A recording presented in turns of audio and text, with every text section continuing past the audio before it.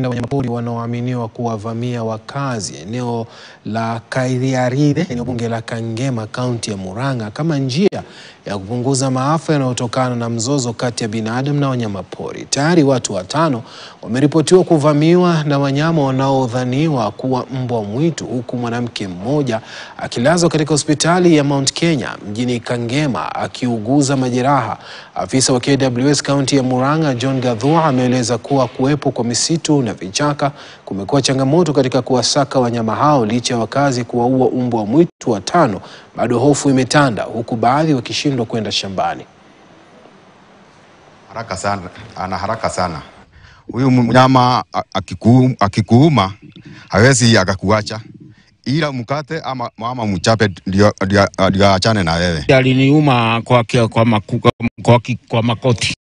kwa makoti na mikono, na mimi nikashika nikaita watu tukaweza kuishinda gupu. Ningeomba serikali sana ya county, the veterinary department, waweze kuangalia kama huyu mnyama anaweza kuwa na ugonjwa, anaweza kuwa na rabies, asiweze kuwa na sambaza hiyo ugonjwa. Niombe serikali fidia, kuna watu hao wameumia zaidi kama huyo mama, basi tayari ya hospitali, tuweze kuwashirikisha katika compensation na tuweze kuisukuma kwa haraka, ndio hao watu na familia hizi waweze kujimudu katika maisha yao. Tuko tayari kushirikiana na nyinyi, tujue kura wanaishi,